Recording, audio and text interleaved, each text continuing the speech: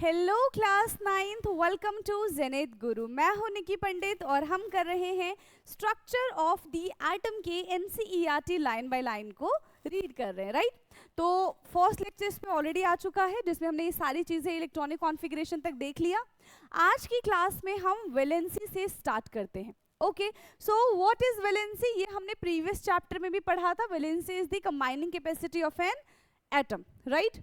So we have learned how the electrons in an atom are arranged in a different shell orbits and the electrons present in the outermost shell of an atom are known as the valence electron। ठीक है, हमने ये देखा कि किस तरीके से एक शेल के अंदर इलेक्ट्रॉन्स का अरेंजमेंट होता है। 2 8 8 करके हम इलेक्ट्रॉन्स को फिल करते हैं एक शेल के अंदर, राइट। एंड दूसरा क्या है कि जितने भी इलेक्ट्रॉन्स वैलेंस शेल में यानी कि आखिरी शेल में प्रेजेंट होते हैं उनको हम कहते हैं वैलेंस इलेक्ट्रॉन एंड उस शेल को कहते हैं हम वैलेंस शेल। ठीक, from the Bohr Bury scheme we also know that the outermost shell of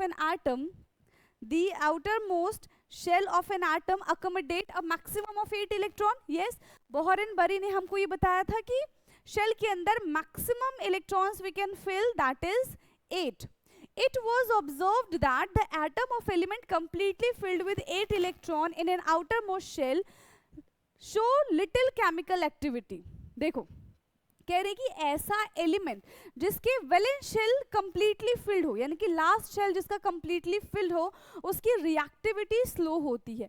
क्यों? क्योंकि अब उसको और भूख नहीं है कि उसको और इलेक्ट्रॉन चाहिए, वो बिल्कुल वेल सेटिस्फाइड है, अब उसको किसी से कोई मतलब नहीं है, तो वो रिएक्शन भी क्यों करेगा, वो किसी से जाके क्यों लड़ेगा, वो किसी से बात क्यों करेगा, उसको किसी चीज की कमी नहीं है, तो उसकी रिएक्टिविटी भी स्लो हो जाती है। Okay, their combining capacity of the valency is 0। so इनकी combining capacity कितनी है? 0 है। जिसका भी last shell fully filled होता है their valency considered as a 0।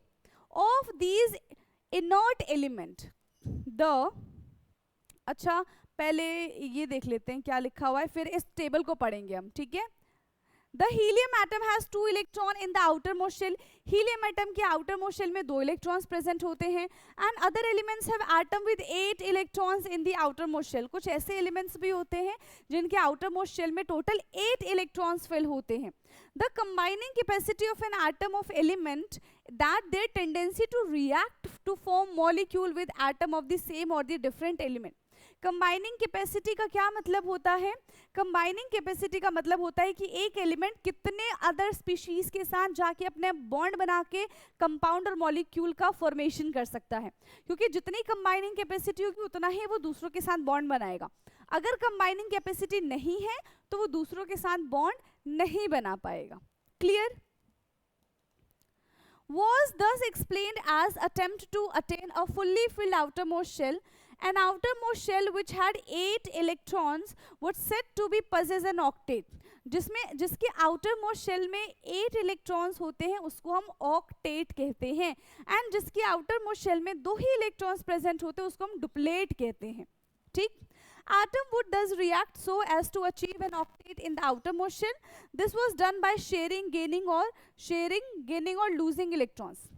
अब अगर किसी स्पीशीज के किसी एटम के आउटर मोस्ट शेल में 8 इलेक्ट्रॉन नहीं होंगे तो क्या होगा? वो स्टेबल नहीं होगा, बट टू गेन स्टेबिलिटी वो कुछ ना कुछ तो काम करेगा। वो क्या काम करेगा? किसी से इलेक्ट्रॉन उधार ले लेगा, किसी को इलेक्ट्रॉन उधार दे देगा, या फिर शेयरिंग कर लेगा।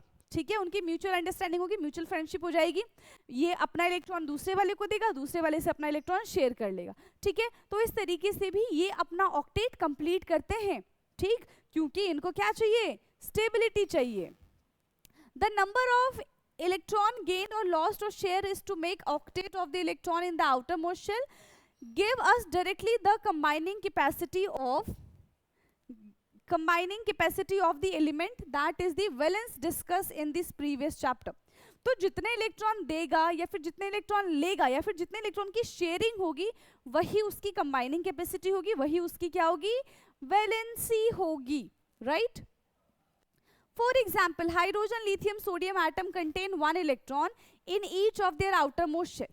सबके पास सिर्फ एक एक ही इलेक्ट्रॉन है तो इसकी वैलेंसी भी कितनी हो जाएगी? 1 1 1। Therefore, each one of them can lose 1 electron, so they are said to have a valency of 1। इसलिए इसकी इनकी वैलेंसी क्या हो जाती है, इनकी वैलेंसी हो जाएगी 1. Can you tell what is valency of magnesium and aluminium? क्या आप मैग्नीशियम और एल्यूमिनियम की वैलेंसी बता सकते हैं? उसके लिए आपको एटॉमिक नंबर लर्न करना पड़ेगा. देखो मैग्नीशियम आता है 12 नंबर पे, इसका कॉन्फ़िगरेशन होगा 282. पिछली क्लास में हमने देखा था 282. वैलेंस शेल में कितने इलेक्ट्रॉन्स प्रेजेंट है? 2 इलेक्ट्रॉन प्रेजेंट है. अब अगर ये चाहेगा कि इसका ऑक्टेट कंप्लीट हो जाए तो इसके पास 2 ही रास्ते हैं.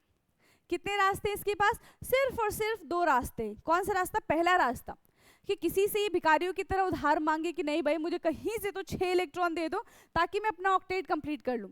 बट इतनी ज्यादा इसकी मदद कौन करेगा? कौन इतना दानवीर है? कोई नहीं है. तो सब इसकी हेल्प करने से मना कर देते हैं. फिर ये सोचता है कि मुझे बहुत बुरा लगा कि किसी ने मेरी हेल्प नहीं की, बट मैं सबकी हेल्प करूंगा. ठीक है, मुझे फील हुआ है कि जब कोई हेल्प नहीं करता है तो कैसा लगता है. तो ये क्या करता है, ये अपना 2 इलेक्ट्रॉन दान कर देता है, डोनेट कर देता है. तो जब इसने 2 इलेक्ट्रॉन अपना दान कर दिया तो इसका वैलेंस शेल देखो ना कैसा हो गया, कंप्लीटली फिल्ड है. कितने इलेक्ट्रॉन्स दिए उसने? 2 इलेक्ट्रॉन दिए. तो इसकी वैलेंसी कितनी हो जाएगी? 2 वैलेंसी हो जाएगी. लॉस किया ना 2 इलेक्ट्रॉन का टू गेन स्टेबिलिटी, तो वही इसकी वैलेंसी है 2. ओके. एल्यूमिनियम की बात अगर हम करें तो एल्यूमिनियम आता है 13th नंबर पे. ठीक है, एल्यूमिनियम आता है 13th नंबर पे. इसका कॉन्फ़िगरेशन है 2,8,3. अब इसके पास भी सेम कहानी है, या तो किसी से 5 इलेक्ट्रॉन मांगो या तो किसी को 3 इलेक्ट्रॉन दे दो. तो इसको भी कोई 5 इलेक्ट्रॉन नहीं देता है. एंड ये भी थक हार के सबकी हेल्प करने के बारे में सोचता है और क्या करेगा, ये अपने इलेक्ट्रॉन डोनेट कर देगा. ठीक है, तो इसके ऊपर +3 का चार्ज आ जाएगा एंड इसकी वैलेंसी हो जाएगी 3. Now, it is 2 and 3 respectively because magnesium has 2 electron in its outermost shell and aluminium has 3 electron in their outermost shell. बता दिया. If the number of electron in the outermost shell of an atom is close to its full capacity, then the valency is determined in a different way. अगर full है तो of course 0 हो जाएगी. अगर 4 से ज़्यादा है तो number of electrons present in the valence shell उसको माइनस कर देंगे 8 से. For example the fluorine item has 7 electron, तो 7 तो इसकी वैलेंसी नहीं होगी ना. ठीक है, 7 इसकी वैलेंसी नहीं होगी. ये 7 इलेक्ट्रॉन किसी को डोनेट नहीं कर सकता, बट हाँ किसी से 1 इलेक्ट्रॉन ले जरूर सकता है. तो इसकी वैलेंसी फिर 1 हो जाएगी. And the outermost shell and its valency could be 7, but होती नहीं है. But it is easier for fluorine to gain 1 electron. ठीक है, फ्लोरीन के लिए 1 इलेक्ट्रॉन गेन करना आसान बात है, उसके लिए कोई टफ काम नहीं है. To gain 1 electron instead of losing 7 electron. 7 electron lose करना उसके लिए बहुत टफ हो जाएगा. और गलती से उसने अगर 7 इलेक्ट्रॉन लूज भी कर दिए तो उसका साइज बहुत छोटा हो जाएगा. Hence its valency is determined by subtracting 7 electron from the octet, and this gives you the valence of the 1 fluorine. Valency can be calculated in a similar manner for oxygen. तो 8 minus 6 is 2. What is the valency of oxygen? तो कितनी हो जाएगी? 2 हो जाएगी. ठीक है, वैसे अगर हम 8 minus 2 नहीं करेंगे तो हमारे अकॉर्डिंग 6 है, but that is not the rule. Therefore, an atom of each element has a definite combining capacity called its valency. Valency of the first 18 element is given in the last column of the table 4.1. अब फटाफट से इस table को हम देखते हैं. Okay, अब फटाफट से इस टेबल पे आ जाते हैं हम. ओह क्या है यहाँ पे? एलिमेंट है, उनके सिंबल है, एटॉमिक नंबर है. ठीक है, प्रोटॉन है, न्यूट्रॉन है, इलेक्ट्रॉन है. तो देखो मास आप कैलकुलेट कर पाओगे. मास कैसे कैलकुलेट करते हैं? Number of proton plus number of neutron से मास आ जाता है. फिर KLMN शेल में कैसे कैसे इलेक्ट्रॉन फिल किए और ये उनकी वैलेंसी. तो वैलेंसी निकालना भी मैंने आपको सिखा दिया है. कौन कौन से एलिमेंट है उसको देख लेते हैं एक बार हम. Hydrogen, helium, lithium, hydrogen, helium, lithium, beryllium, boron, carbon, nitrogen, oxygen, fluorine, neon, sodium, magnesium, aluminium, silicon, phosphorus, sulphur, chlorine, argon. इसके बाद 2 और लिख लो. ठीक है, पोटाशियम एंड कैल्शियम. आर्गन के बाद 2 लिख लो. टोटल 20 एटलीस्ट आप लर्न कर सकते हो क्लास 9th के लिए. पोटाशियम एंड कैल्शियम, पोटाशियम का होता है K, कैल्शियम का होता है Ca। पोटाशियम आता है 19 नंबर पे, कैल्शियम आता है 20 नंबर पे। पोटाशियम की वैलेंसी होती है 1 एंड कैल्शियम की वैलेंसी होती है 2। ठीक, और बस इनके सिंबल लर्न करो, एटॉमिक नंबर लर्न करो, एटॉमिक मास लर्न करो, वैलेंसी निकालना आपने सीख ही लिया। ठीक है, clear? Okay,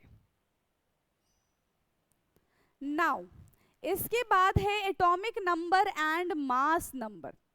atomic number and mass number क्या होता है? एटॉमिक नंबर एक एटम के प्रोटॉन में, एक एटम के न्यूक्लियस के प्रोटॉन जितने होते हैं उतना ही उसका एटॉमिक नंबर होता है। ठीक, an atomic number is represented as Z। कैसे लिखते हैं एटॉमिक नंबर को? हम Z लिखते हैं। Okay, so we know that proton are present in the nucleus of an atom. हमें पता है कि प्रोटॉन कहाँ पे प्रेजेंट है? एटम के न्यूक्लियस में प्रेजेंट है, राइट? प्रोटॉन कहाँ पे प्रेजेंट है? एटम के न्यूक्लियस में प्रेजेंट है। So it is the number of proton of an atom which determine all the atomic number, जो सारे के सारे एटॉमिक नंबर को बताता है। It is denoted by Z। All atom of an element have the same atomic number। ठीक, Z। In fact, elements are defined by the number of proton they possess। Elements कैसे define होते हैं? कि उनके पास कितने प्रोटॉन प्रेजेंट है। ठीक है, for hydrogen Z is equal to 1 because in hydrogen atom only one proton is present। Hydrogen में सिर्फ और सिर्फ एक ही प्रोटॉन प्रेजेंट होता है उसके न्यूक्लियस में। सिमिलरली फॉर कार्बन में 6 प्रोटॉन प्रेजेंट होते हैं, तो इसका एटॉमिक नंबर भी 6 हो जाएगा। Therefore the atomic number is defined as the total number of proton present in the nucleus of an atom. Atomic number क्या होता है? कि एटम के न्यूक्लियस में कितना प्रोटॉन प्रेजेंट है वही उसका एटॉमिक नंबर हो जाएगा। ओके, नाउ मास नंबर क्या होता है? कि एक एटम के पास कितने प्रोटॉन प्लस कितने न्यूट्रॉन है। ठीक है, कितने प्रोटॉन प्लस कितने न्यूट्रॉन है उसको हम क्या कहेंगे? मास नंबर कहेंगे। After studying the properties of the subatomic particles of an atom we can conclude that mass of an atom is practically due to protons and neutrons. Mass किसकी वजह से calculate किया जाता है? Protons and neutrons की वजह से calculate किया जाता है। These are present in the nucleus of an atom, hence proton and neutrons are called nucleons। ठीक है, जब प्रोटॉन्स एंड न्यूट्रॉन्स दोनों साथ में आते हैं तो उसको हम क्या कहते हैं? न्यूक्लियॉन्स कहते हैं, राइट? सब समझ में आ रहा है कि नहीं आ रहा है? Therefore the mass of an atom resides in its nucleus। ठीक है, for example the mass of carbon is 12U because it has 6 proton and 6 neutron। तो proton plus neutron is equal to the mass number, तो इसका mass number कितना हो जाएगा? 12 हो जाएगा। क्लियर? नाउ 6 न्यूट्रॉन, तो 6U plus 6U, neutron plus proton is equal to mass. Similarly the mass of aluminium is 27, तो 13 प्रोटॉन है एंड 14 न्यूट्रॉन है। The mass number is defined as the sum of the total of the proton and neutrons present in the nucleus of an atom। ठीक है, mass number कैसे calculate करते हैं? कि कितना प्रोटॉन एंड कितना न्यूट्रॉन एक एटम के अंदर प्रेजेंट है। It is denoted by A। किससे रिप्रेजेंट किया जाता है? A से रिप्रेजेंट किया जाता है। In the notation of an atom, the atomic number, mass number and symbol of the element are to be written as। कैसे लिखा जाएगा? Mass number is equal to symbol of element. देखो नीचे हम लिखते हैं एटॉमिक नंबर, ये symbol of element, और ये हो जाएगा हमारा atomic mass. Atomic mass is represented as A, atomic number is represented as Z। ठीक, डन, ये भी सब हो चुका है। नाउ आइसोटोप्स, देखो दो चीजें हैं। अच्छा, अभी तक शुरू में हमने क्या देखा था? कि डाल्टन ने ना बड़े ही चौड़ में एक बात कही थी। ठीक है, क्या बात कही थी? उन्होंने 6 पोस्टुलेट्स दिए थे, उन्होंने बहुत मेहनत की थी। ठीक है, इतनी मेहनत तो हम करते भी नहीं है, उन्होंने बड़ी मेहनत की। उन्होंने कहा कि एटम इज इंडिविजुअल पार्टिकल। फिर 3 साइंटिस्ट आए, जे थॉमसन, ई गोल्डस्टीन, ठीक है, रदरफोर्ड भी थे, और एक और जेम्स चैडविक, है ना। इन चारों ने बताया कि नहीं भाई ऐसा है कि एटम के अंदर भी काफी सारी चीजें प्रेजेंट होती है, that is electron, proton and neutron. Proton and neutron जो है एक न्यूक्लियस के अंदर प्रेजेंट होता है। ठीक, तो एक बात इनकी गलत हो गई। फिर बाद में ना जब बहुत और एलिमेंट्स ढूंढे गए तो बना आइसोटोप एंड आइसोबार। तो जब हम आइसोटोप और आइसोबार पढ़ेंगे ना तो यहाँ से दो पोस्टुलेट्स और गलत हो जाएंगे, ठीक है, दो पोस्टुलेट डाल्टन के और गलत हो जाएंगे, तो उनके बारे में अब हम डिस्कस करते हैं। Isotopes, so in nature a number of atom of some elements have been identified which have the same atomic number but different atomic mass.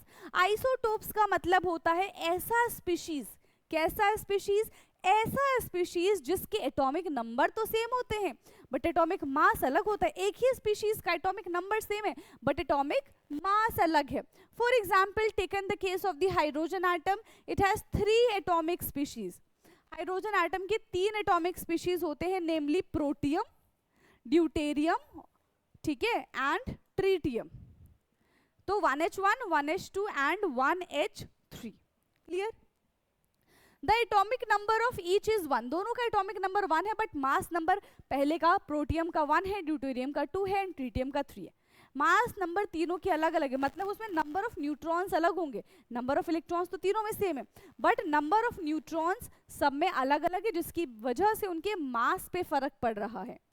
दूसरा है कार्बन का isotopes, 6C12 and 6C14, chlorine का 17Cl35 and 17Cl37, ये chlorine का है। On the basis of these examples, isotopes are defined as the atom of the same elements have the same atomic number but different atomic mass और mass number। तो एक ऐसा element जिसका atomic number तो same होता है लेकिन उनके एटॉमिक मासेस जो होते हैं उसमें हमें वेरिएशंस, उसमें हमें डिफरेंस देखने के लिए मिलता है। Therefore, we can say that there are 3 isotopes of the hydrogen, namely protium, deuterium and tritium।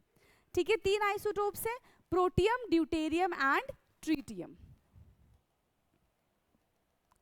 Now, many elements consist of a mixture of isotopes.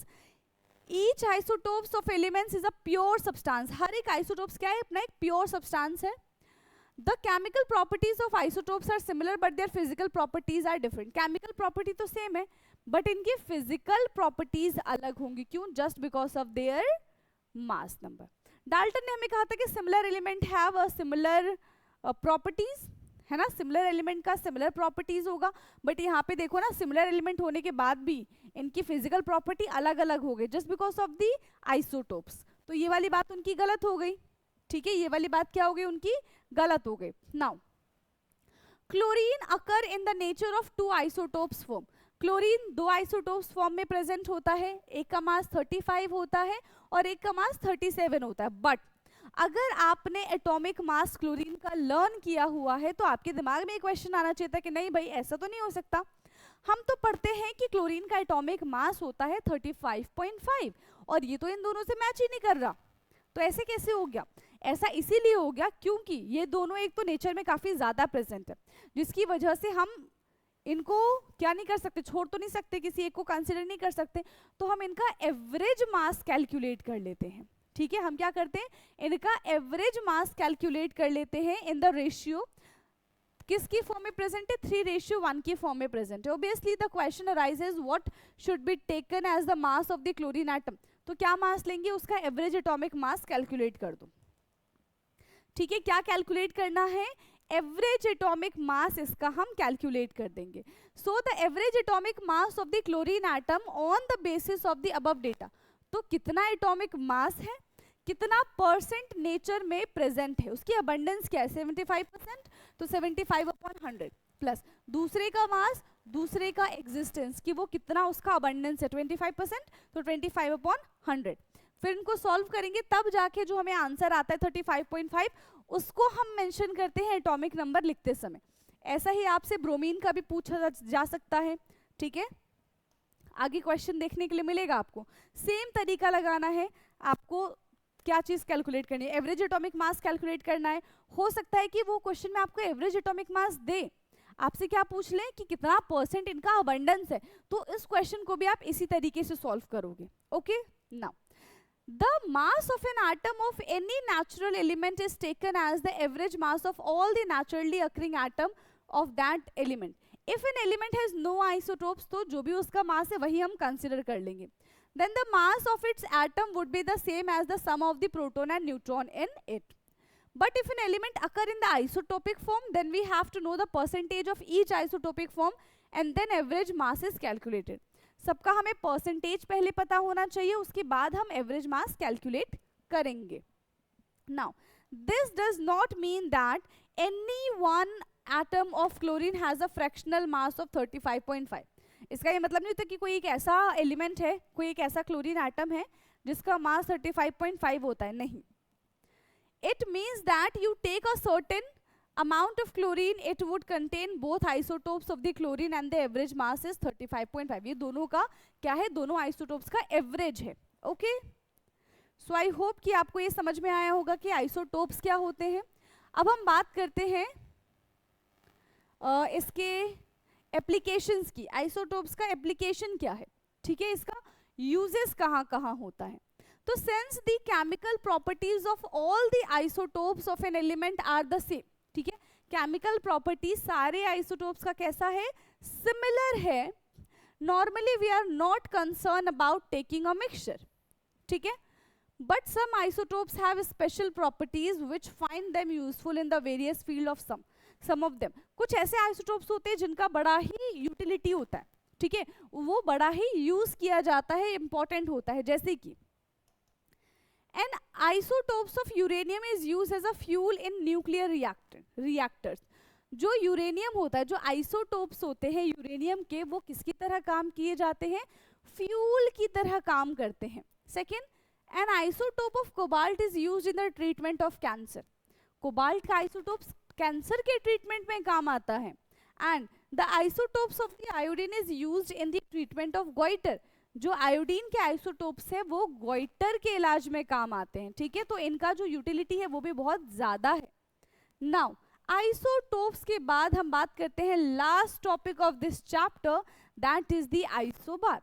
तो जो भी हमने आइसोटोप्स के बारे में पढ़ा उसका जस्ट ऑपोजिट हम आइसोबार के बारे में जानेंगे. इसमें क्या होता है, जिसका एटॉमिक नंबर डिफरेंट होता है, ऐसे स्पीशीज जिनका एटॉमिक नंबर डिफरेंट होता है बट एटॉमिक मास सेम होता है. तो ऐसे कौन से स्पीशीज होंगे, दोनों स्पीशीज अलग अलग होते हैं, ठीक है, सेम नहीं होते. Let us consider two element. हमने दो एलिमेंट ले लिया, कैल्शियम ले लिया जिसका एटॉमिक नंबर 20 होता है, आर्गन ले लिया जिसका एटॉमिक नंबर 18 है. तो दोनों का एटॉमिक नंबर अलग अलग है, बट जब हम इनके मास की बात करते हैं तो दोनों का मास कैसा हो जाता है, इक्वल हो जाता है. The number of proton is this atom is different but the mass number of both these element is 40. दोनों का मास नंबर कितना होता है, 40 होता है, 40 होता है. that is the total number of nucleons is the same of the atom of their pair of element. atom of different element with different atomic number, ठीक है, different element है, different atomic number है, but same atomic mass है. क्या इनका same atomic mass है. अब same atomic mass है तो क्या हो जाएगा, इनकी फिजिकल प्रॉपर्टी देखो कैसी हो जाएगी, फिजिकल प्रॉपर्टी कैसी हो जाएगी, इनकी अलग अलग हो जाएगी. क्यों, क्योंकि इनका एटॉमिक नंबर अलग है, ठीक. Which have the same mass number are known as isobars, ठीक. तो ये देखो इस तरीके से कैल्शियम है और आर्गन है. आर्गन आता है 18 नंबर पे, कैल्शियम आता है 20 नंबर पे. मैंने आपको दो एलिमेंट और लिखवाए थे ना, पोटाशियम एंड कैल्शियम, ठीक. कैल्शियम का मास भी 40 होता है, आर्गन का मास भी 40 होता है. सो दीज आर आइसोबार्स, ठीक है. ये क्या हो जाएंगे, ये हो जाएंगे हमारे आइसोबार्स. तो यहाँ पे आइसोबार भी होता है. कंप्लीट ये सारे क्वेश्चंस हमारे हो चुके हैं एंड इसका बैक एक्सरसाइज भी हमने कंप्लीट कर लिया, राइट. ओके, तो चैप्टर यहाँ पे फिनिश है. अब नेक्स्ट क्लास से हम NCERT एग्जाम्पलर करना शुरू करेंगे क्योंकि practice is most important, right. तो मिलते हैं नेक्स्ट क्लास में विद NCERT एग्जाम्पलर. आज के लिए इतना ही. जो भी डाउट्स होंगे कमेंट बॉक्स में आप पूछ सकते हो. बाकी की बातें होंगी नेक्स्ट क्लास में. Thank you so much.